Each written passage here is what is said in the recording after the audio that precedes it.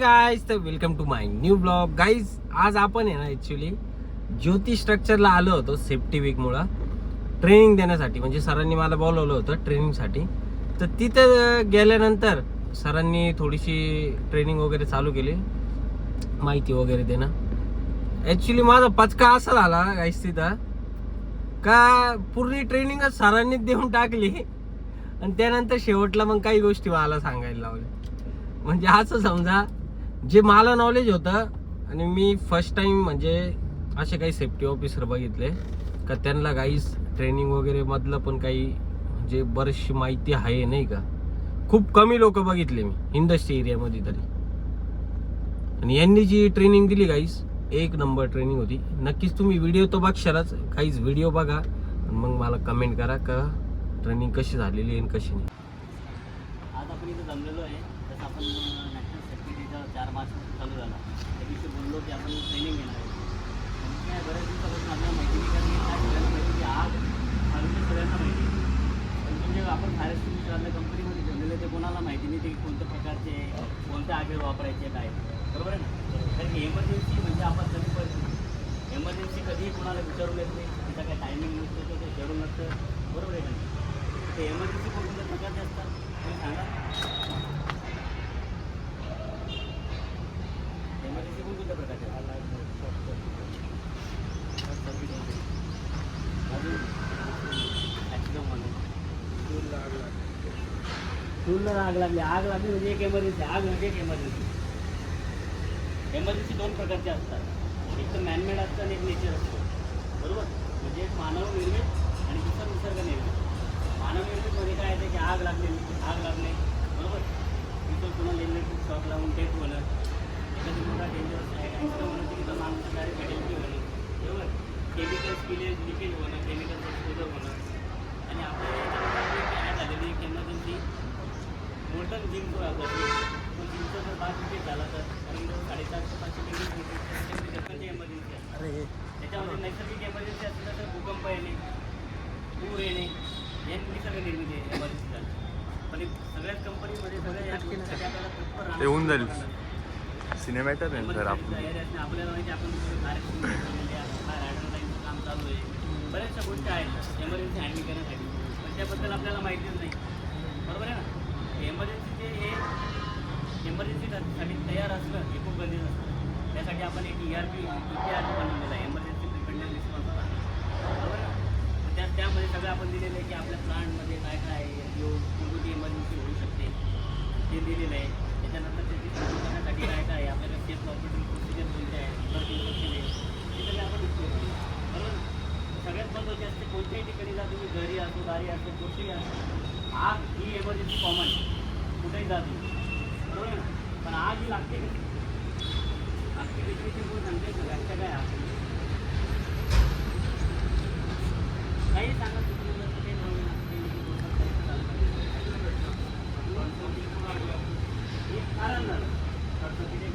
कारण आग म्हणजे काय. फायर ट्रँगल म्हणतो आपण. आगचा त्रिकोण असतो तोपर्यंत तो फायर ट्रँगल कंप्लीट होतो तोपर्यंत आग लागत नाही. तो ट्रँगल कोणता मग ज्वलनशील पदार्थ. बरोबर. ऑक्सिजन. बरोबर. अजून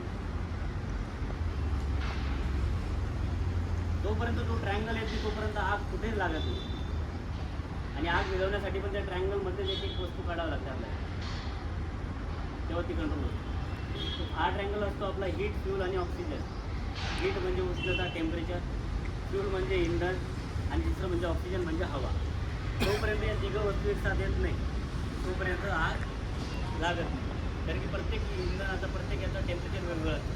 जर आपण जर बघितलं माचीस लावली, माचीसला जर पेपर जाळला तर लगेच पेपर जळला जातो माचीसला. का बरं. कारण की त्याचा फायर पॉईंट फ्लॅश पॉईंट त्याचा कमी असतो, लगेच लागतो. आणि तीच माचीस तुम्ही एखाद्या जाड टेबलला लाकडाला लावा, माचीस लाकूड मिळेल का नाही जाणार. प्रत्येक याचा वेगवेगळं टेम्परेचर तो म्हणजे upper exposure limit, lower exposure limit असतो. बरोबर. तर तोपर्यंत ट्रँगल कंप्लीट होत नाही तोपर्यंत आग लागत नाही. आता तुम्ही बघितलं असेल आपल्याकडे LDO पण आहे, बाहेर अंडरग्राऊंड सोडलीमध्ये LDO पण आहे. बरोबर आहे. टेम्परेचर आहे पण आग का लागत नाही.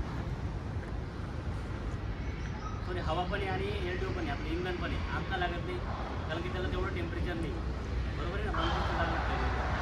त्याच्यामुळे हा ट्रायंगल जोपर्यंत येत नाही तोपर्यंत आग लागत नाही. आता इथं बघा तुम्ही पाला पाचोळा आहे, हवा पण आहे, जळणाऱ्या वस्तू, पण आग का लागत नाही कारण की त्याला सोर्स नाही, इग्निशन सोर्स नाही त्याला, बरोबर आहे ना. जोपर्यंत त्या तिघी गोष्टी एक साथ येत नाही तोपर्यंत आग लागत नाही. आणि आगीचे प्रकार असतात काही. आगीचे प्रकार कोणकोणते असतात सांगाल का?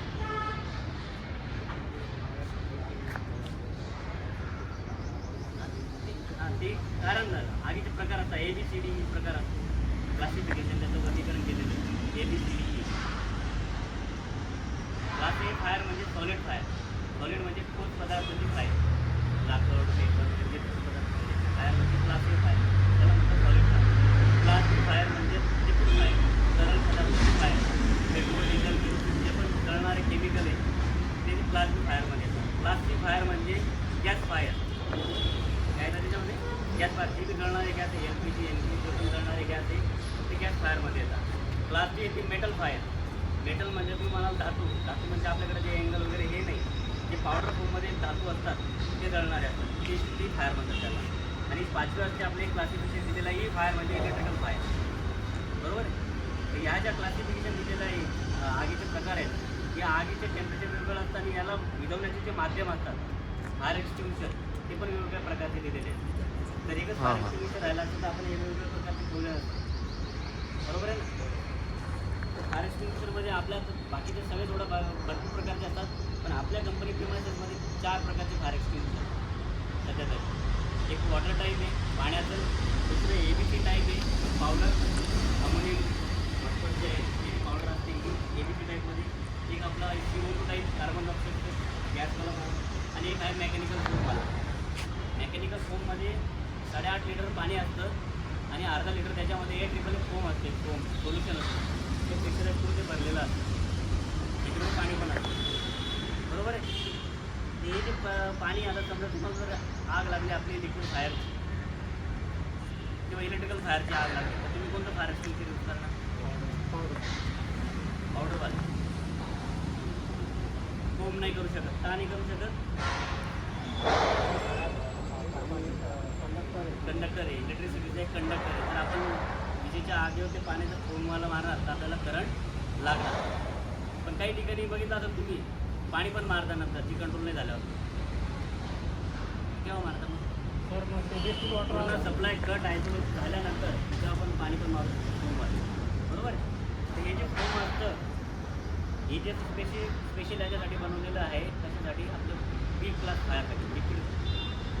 कारण की पाणी हे जे बघितलं असेल तुम्ही, पाणी हे जे घनता आहे सगळ्या लिक्विडपेक्षा सगळ्यात ठिकाणी पाणी आहे घनता, त्याची डेन्सिटी जर बघितली कुठे बघा त्याच्यावर पाण्यावरती कोणतेही केमिकल थोडा केमिकल वरती तरंगतं आणि पाणी खाली राहतं.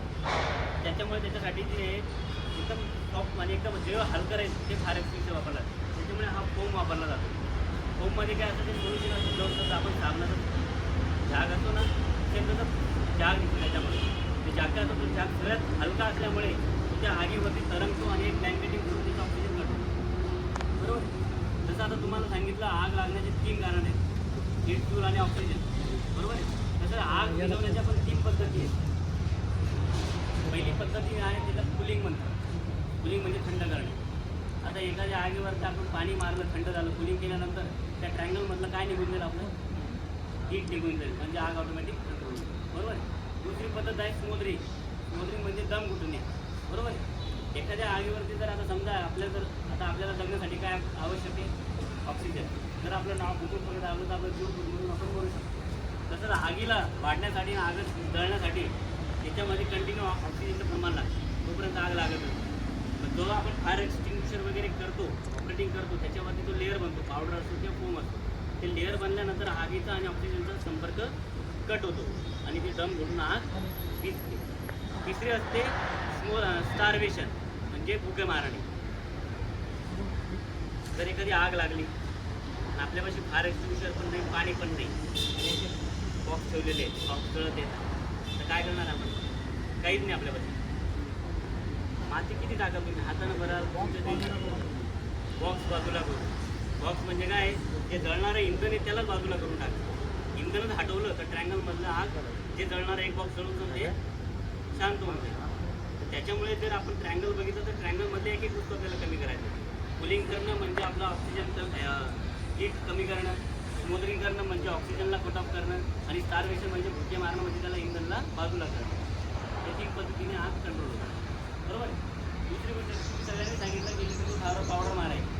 पावडर नसते, इलेक्ट्रिकल फायरसाठी सगळ्यात महत्त्वाचं बनवलेलं आपलं CO2 बनवलेलं आहे, गॅस. आता समजा एखाद्या पॅनलमध्ये आपलं झालं फक्त नॉर्मल शॉर्ट सर्किट झालं, बरोबर, धूर निघायला लागला, ते पॅनल आहे आपलं खूप वाचली, 1 लाखाचं, 2 लाखाचं, 5 लाखाचं, बरोबर आहे. पण जर तुम्ही हा फायर एक्सटिंग्विशर CO2 माराल, त्याच्यामध्ये फक्त गॅस निघतो, गॅस थंडा करतो आणि आग विझवतो. आग विझवल्यानंतर ते तुम्ही पॅनल परत रिपेअर करू शकता. पण तुम्हाला माहिती पावडरचं कसं आहे, एकदा जर तुम्ही पावडर ऑपरेट केलं की सगळ्या ठिकाणी पावडर तर जे पॅनल रिपेअरिंगवालं आहे तुम्हाला जर रिपेअर करून जर चालवायचे ते होत नाही. त्याच्यामुळे अशा ठिकाणी पावडर वापरायची तिथं आपल्याला माहिती की प्रॉपर्टी पूर्ण लॉस होणार आहे. फक्त आपला लास्ट मोठं काय राहणार आहे की आग कंट्रोल झाली पाहिजे, तेव्हा तुम्ही पावडर मारू शकता. तर तुम्हाला माहिती नॉर्मल शॉर्ट सर्किट झाली आणि आपल्याला इक्विपमेंट पण वाचवायचं आहे, तर तेव्हा CO2 मारायचं. तुम्ही बघितलं तर सगळ्या ठिकाणी जिथे जिथे इलेक्ट्रिकलचं आहे कनेक्शन तिथं सगळ्या ठिकाणी आपण CO2 ठेवलेलं आहे. बरोबर आहे. हे याला म्हणतात आपण पोर्टेबल फायर एक्सटिंग्विशर. पोर्टेबल काय म्हणतात?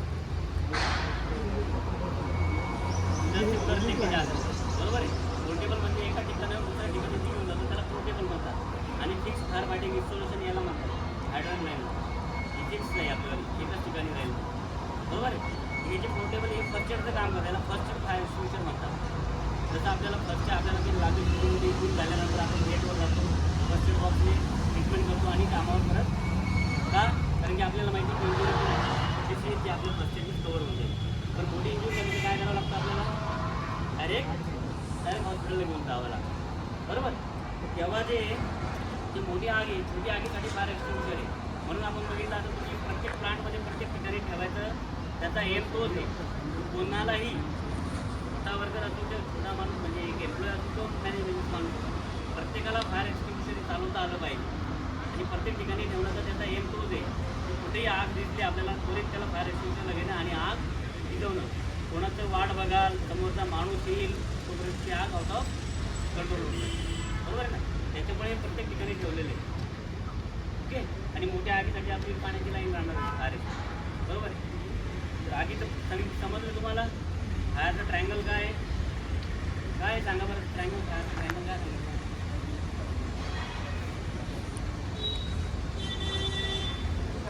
विसरून गेलं तुम्ही इथं. म्हणजे एका कानाने ऐकतं दुसऱ्या कानाने सोडून देत आहे. प्रथमेश एक ऑक्सिजन आणि हा ट्रँगल सगळ्यांना पाठ पाहिजे, कारण की हा ट्रँगल कधी चेंज होणार नाही. कुठेही जा तुम्ही, कुठेही काम करा, कधीही करा, ट्रँगल कधीही चेंज होत नाही. त्याच्यामुळे हा ट्रँगल माहिती पाहिजे आपल्याला. हीट आणि ऑक्सिजन हे जेव्हा ट्रँगल कंटिन्यू चेन रिॲक्शनमध्ये फिरतं तेव्हा आग कंटिन्यू लागते. बरोबर आहे. तर आगची ही डेफिनेशन आहे. आणि आग विझवण्याच्या पद्धतीत 3च आहे, कूलिंग, स्मोदरिंग आणि स्टारवेशन. बरोबर. फायर एक्सटिंग्विशर ABC टाईप आहे आपल्याकडे तरी ABC टाईप आहे, CO2 टाईप आहे आणि फोम टाईप आहे. याच्यामध्ये पण कॅपॅसिटी वाईज असतात. ते आपल्याकडे फायर एक्सटिंग्विशर आहे जे CO2 आहे 4.5 किलोचं आहे, त्याच्यानंतर 9 किलोचे पण आहे. बरोबर आहे. ते 22.5 किलोचे पण असतात. वेगवेगळ्या कॅपॅसिटीमध्ये असतात. तर आपण हे ठेवलेले का, कारण की आपल्याला पोर्टेबल एका ठिकाणी दुसऱ्या ठिकाणी इझी घेऊन जाता येईल. ABC टाईप 6 kg 4 kg पण असतं, 6 kg असतं, 9 kg असतं, 50 kgचं पण असतं. तसंच मेकॅनिकल फोम पण 9 लिटरचं पण असतं, 45 लिटरचं पण असतं. बरोबर. फायर एक्सटिंग्विशर चालवण्याला माहिती पाहिजे आपल्याला. फायर एक्सटिंग्विशर चालवण्याची पद्धत असते, 5 मेथड असते. कोणती? 5 मेथड असते. 5चा पहिला P असतो. Pचा मतलब काय, मिनिंग काय आहे? Pull the pin. काय? Pull the pin. इथे पिनच ते काढणार. एचा काय असतो, एचा मिनिंग काय आहे? Am the base of fire. म्हणजे आगीवर बरोबर लक्ष करा, ग्रीप करा. तिसरा एस असतो ईज द ग्रीप, म्हणजे दाबा हँडल प्रेस करा. आणि शेवटचा असतो स्ट्राईक. कारण की आपण जर कधी कोणत्या आगीवरती डायरेक्ट स्ट्रेट तुम्ही माराल फायर एक्सटिंग्विशर, कुठे त्या प्रेशरमुळे काय असतं, ती आग असते छोटी, पण ती जेव्हा डायरेक्ट फोर्स माराल ना ती आग काय करते, मोठी होतं इकडे तिकडे पसरते ती उडून. त्याच्यामुळे त्याची जी पद्धत असते ती स्वाईप पद्धत असते. झाडू जसा मारतो ना आपण त्या पद्धतीने. आणि लिक्विड पदार्थामध्ये जी फायर असते आपली जी LDOची फायर आहे, लिक्विड फायर, त्याच्यावर खास करून ध्यान ठेवायचं. कधी तुम्हाला वाटतं की तिथं आग लागलेली आहे, तिथं तुम्हाला एकदम हार्ड सरफेस दिसतो की हार्ड सरफेसवर मारायचं, कारण की त्याचा तर फोम असतो, तो झाग असतो, तो हार्ड सरफेसवर मारल्यानंतर तो बरोबर पाण्यात पसरून जाऊन एका ठिकाणी त्या आगीवर कंट्रोल करतो. पण लिक्विड फायरमध्ये जर आपण जास्त डायरेक्ट लिक्विडवर मारली तर प्रेशरने काय होतं, ते लिक्विड स्प्रेड होऊन तर तिथे पण आग पसरते. त्याच्यामुळे लिक्विड फायरमध्ये हा लक्ष ठेवायचं नाही. ठीक आहे. आपले जे फायर एक्सटिंग्विशर जे आपले जे मंथली आपण इन्स्पेक्शन टेस्टिंग वगैरे करतो, समर्थ फायर सर्व्हिस म्हणते, त्यांना बोलवलं आपण फायर एक्सटिंग्विशर कसं चालू ऑपरेटर वगैरे कसं ते चालू. गेटवर आहे 2 मिनटं. गेटवर आहे 2 मिनटं. आता सरांनी तुम्हाला गेटवर. आपल्याकडे कोणत्या टाईपचे फायर एक्सटिंग्विशर, बरोबर. फायर एक्सटिंग्विशर एक कोड असतो, तुम्ही कधी बघितलं आहे? जसं आता याच्यावर कोड आहे ABC.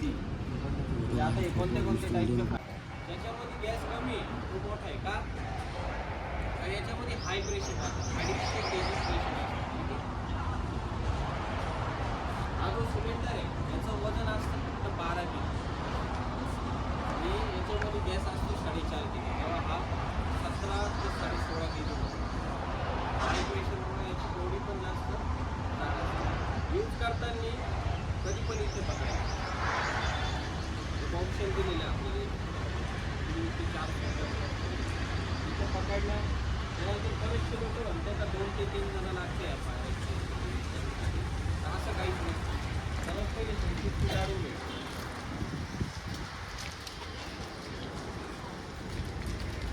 सिस्टीम काढून घेतली त्यानंतर इथे पकडलं. यूज करताना लोक काय करतात, असं पकडतात आणि असं गोल फिरवतं, बरोबर. याला ऑपरेटिंग व्हील असते, ओपन आणि क्लोज. ओके. तो ओपन करताना काय करायचं, हा जो आपला तळ हात असतो हा इथं ठेवायचा, हा जोरात प्रेस करून ठेवायचा आणि हळूच आपल्याला फिरवायचं. कळालं? जेणेकरून काय होतं, फायर एक्सटिंग्विशर जो आहे आपण आपल्या जागेवरचा असतो, जेणेकरून आता समजा कोणी असं फिरवतं, काय होतंय, फायर एक्सटिंग्विशर गोल फिरतो, बरोबर. त्याच्यामुळे तळ हात असा ठेवायचा. आणि हा फायर एक्सटिंग्विशर स्पेशली इलेक्ट्रिक फायरसाठी यूज होतो. बोल ना. आता याच्यामध्ये जे एक फायर एक्सटिंग्विशर आलेलं आहे हॅलो. त्याला बोलत आहे FK clean agent fire tube suppression. तर जास्त करून आपल्या नाशिकमध्ये 2 ट्यूब असते, प्लॅस्टिकची असते, ती जाळल्यामुळे काय होईल, पंचर होते, जेणेकरून काय होतं, आग तुटली भिजून जाते. बट जे क्लीन एजंट जे असतं, FK क्लीन एजंट, हे एवढं पॉवरफुल आहे. तुम्ही जर समजा आता इथे यूज केलं तर 1 सेकंड पण नाही लागणार त्याला गायब करायला. जसं की पावडर टाईप फायर एक्सटिंग्विशर, आपण तो यूज केला त्याची पावडर आपल्याला झाडून फेकलं, बरोबर. असं क्लीन एजंटचे जे लिक्विड आहे हे फायर एक्सटिंग्विशरच्या म्हणजे ऑक्सिजनच्या याच्यात आल्यानंतर डायरेक्टली ते गायब हे फास्टली इलेक्ट्रिक. त्यानंतर आपल्याकडं मेकॅनिकल फोम म्हणून फायर एक्सटिंग्विशर, मेकॅनिकल सरांनी तुम्हाला सांगितलं का मेकॅनिकल फोम टाईपचे फायर एक्सटिंग्विशर हा कोणत्या फायरसाठी यूज होतो, लिक्विड फायरसाठी, बरोबर.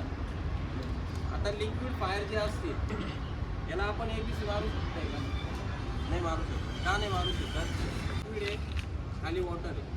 आता असं का होत नाही का लिक्विड खाली वॉटर वाटतं,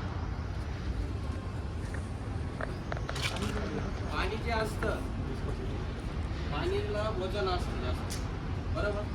आणि लिक्विड जे असतं ते हलका असतं. समजा लिक्विड फायरवर तुम्ही directly water type fire extinguisher use केला तर त्याने आग विझणार नाही, उलटा आगीचा. त्याच्यासाठी स्पेशली मेकॅनिकल फोम का यूज होतो. आता जसं की बेस आहे, आपण साबण वगैरे लावतो घरी, हा हलका असतो, तुम्ही असं फूक मारली तरी तो उडतो, बरोबर. फोम जो असतो, फोम हा लिक्विड फायरवर पूर्ण कवर करतो. कवर केल्यानंतर काय होतं, जे ऑक्सिजन असतं ऑक्सिजन कट होतं आणि त्यानंतर आग कळालं.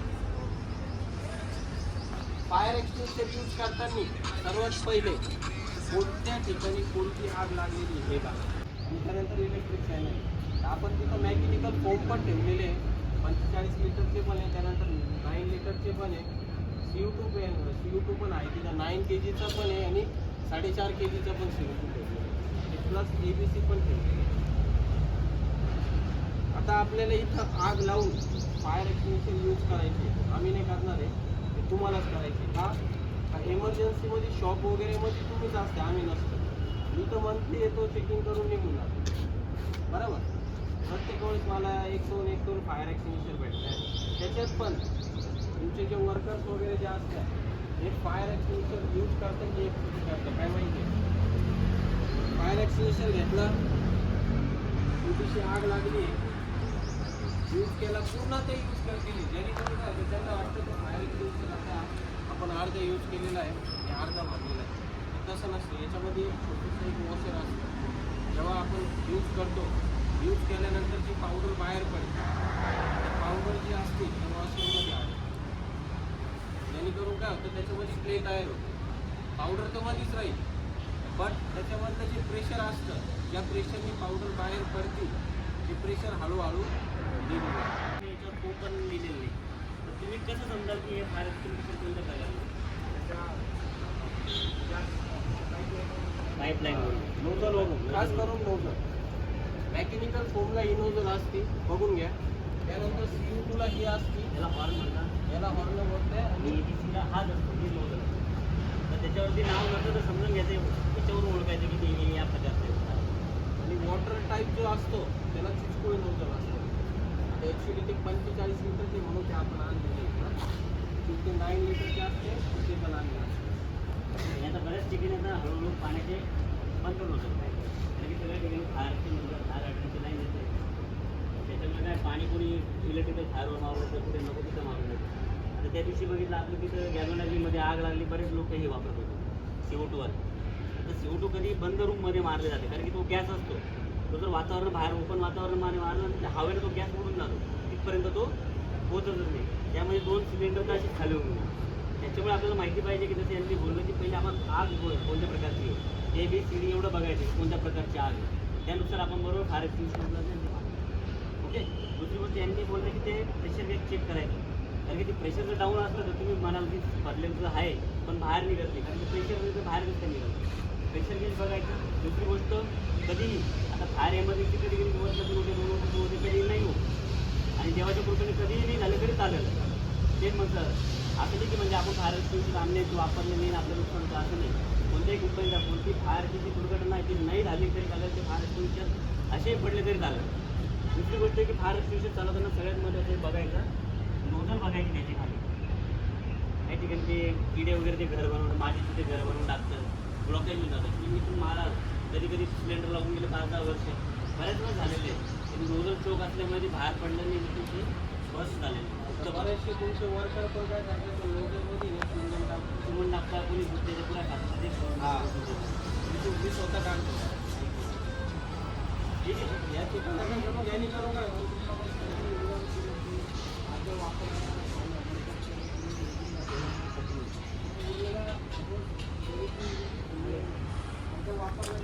असं तुम्हाला रिफिल करून पण रिफिलच करायला. मला लिस्ट हो, पूर्ण यूजच करून टाकायचं, ठेवायची नाही, यूज करून टाकायचं. मी तुला लिस्ट पाठवतो, नाव मला पाठव. चालेल, मी येतो चल. हां, आता ऐका, समजा A म्हणजे सॉलिड, B म्हणजे लिक्विड, C म्हणजे बरोबर. हा कॉमन फायर एक्सटिंग्विशर आहे. सॉलिड लिक्विड गॅस तुम्ही याला लिक्विड यूज करू शकतो, बट कुठं यूज करू शकतो ते नाही. चला या ना इकडे पुढे या ना, थोडा वेळ या. थोडं या, आता थोड्या वेळ थोडं होऊन घ्या आता.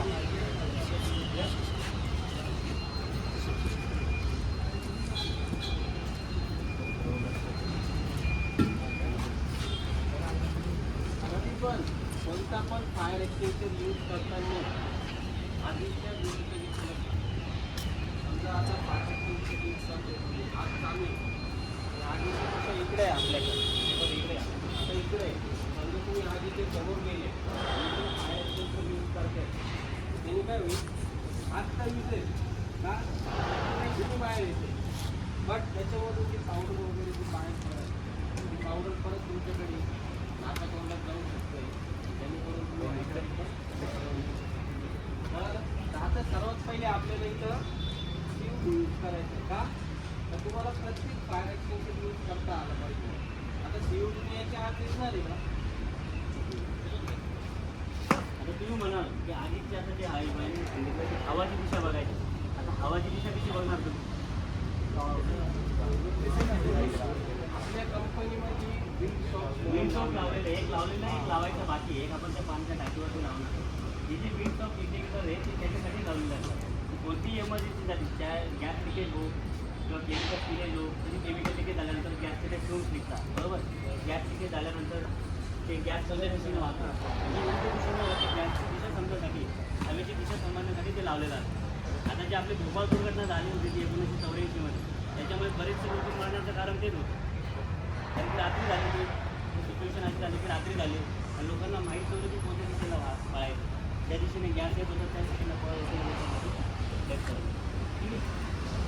यूज करताना किलोमीटरच्या अंतरावर म्हणजे आज चालू आहे त्यात पण एक पोझिशन आहे कोणता पण फायर एक्सटेन्शन यूज करतो. एक पाय मागे पाहिजे तुमचा एक पाय पुढे पाहिजे का समजा हा तुम्ही हा तुम्हाला हाताकडून दुसरी फायर एक्सटेन्शन हे तुम्हाला हाताची दुसरी करून विचारायची बरं कधी पण फायर एक्सटेन्शन तुम्ही लक्षात ठेवा. फायर एक्सटेन्शन जो असतो हा फक्त फर्स्ट एड असतो. हा फक्त फर्स्ट एड आहे. समजा छोटीशी आग वगैरे जर लागलेली कंपनीला तिथे तुम्ही फायर एक्सटेन्शन यूज करू शकतो. पण खूप मोठी आग लागलेली आहे तर तिथं एमर्जन्सीमध्ये तुम्हाला डायरेक्ट कॉल करायचं. 4 नंबर कधी पण लक्षात ठेवायचे 100, 100, 102 आणि 108. 100 जो आहे हा पोलिसांचा आहे. 101 जो आहे हा फायरवाल्यांचा आहे आणि 102 आणि 108 हे ॲम्ब्युलन्स. ओके कळालं. आता तुम्हाला फायर एक्सटेन्शन यूज करायचं. आम्ही तुम्हाला सांगितलेलं कसं यूज करायचं कसं नाही जर चुकले तर परत सांगा. चला या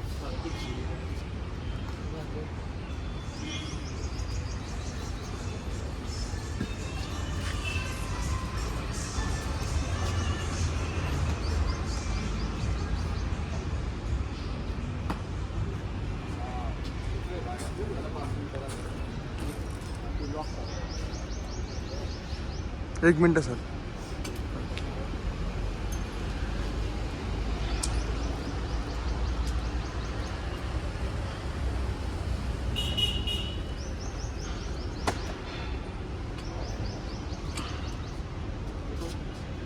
आता समजा तुम्ही जर हवेचं जर इकडं मारते तर आग विझल का? नाही विझणार. जर तुम्ही असं जर मारलं कंटिन्यू तर त्याने काय होईल ऑक्सिजन कट होईल तरच आग विझेल. जर तुम्ही जर ऑक्सिजनच कट केलं नाही लवकर तर आग विझणार नाही. आगीची दिशा बघा कधी पण लक्षात ठेवा. आम्ही तेच सांगितलं. कुठे दिशा कारण की काय छोटी आग आहे म्हणून मोठी आग आहे की आगीचे लक्ष आपल्याकडे येतात. बरोबर. सर्वात पहिले फायर एक्सटेन्शन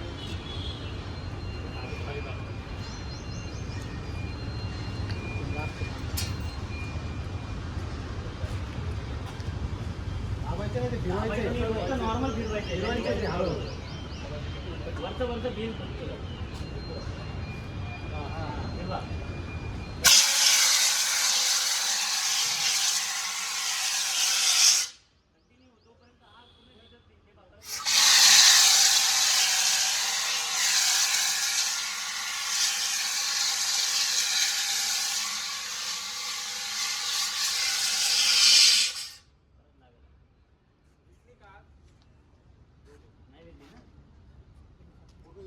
त्याच्यामुळे यायची टाईम मिळाला.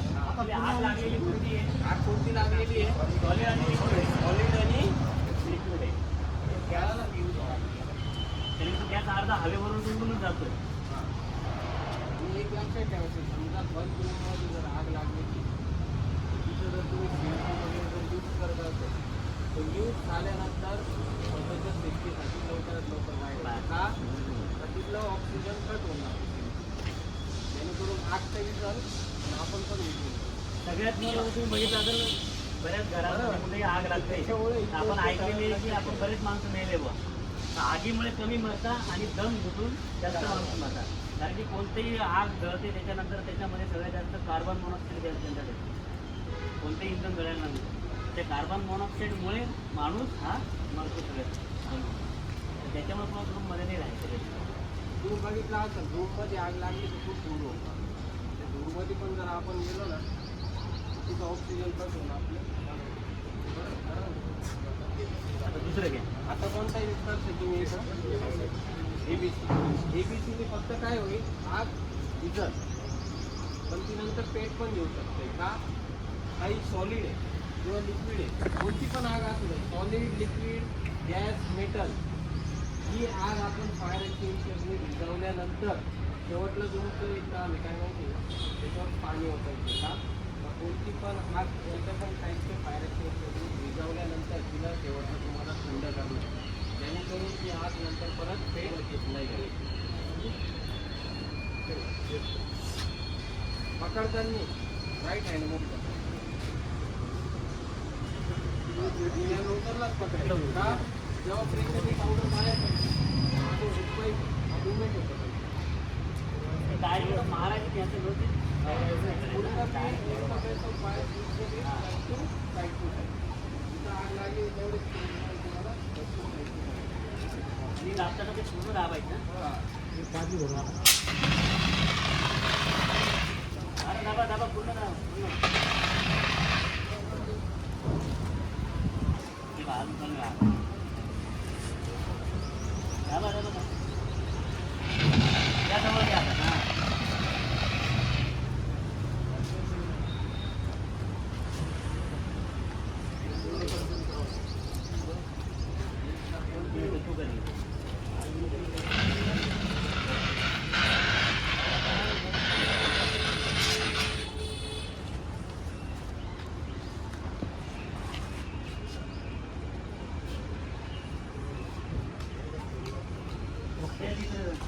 मेकॅनिकल फोन शेवटला इथं काम काय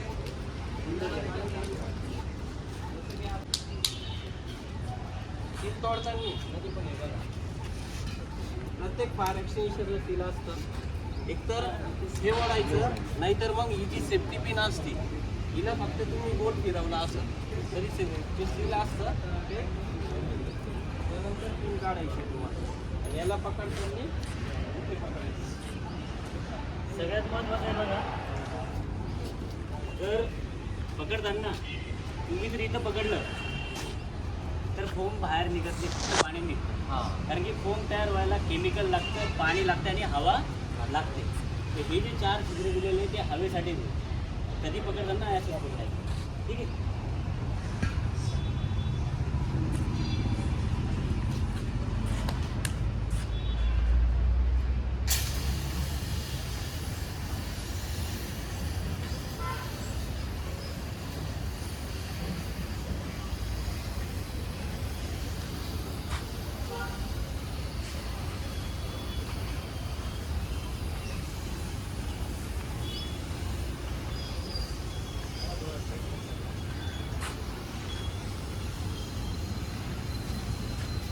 कोणता पण फायर एक्सटिंग्विशर जो असतो हा मिनिमम 1 मिनिटाच्या आतच संपतो 1 मिनिटाच्या आत 20 सेकंड 30 सेकंड आपल्या यूजवर असतो बट 1 मिनिटाच्या आतच संपतो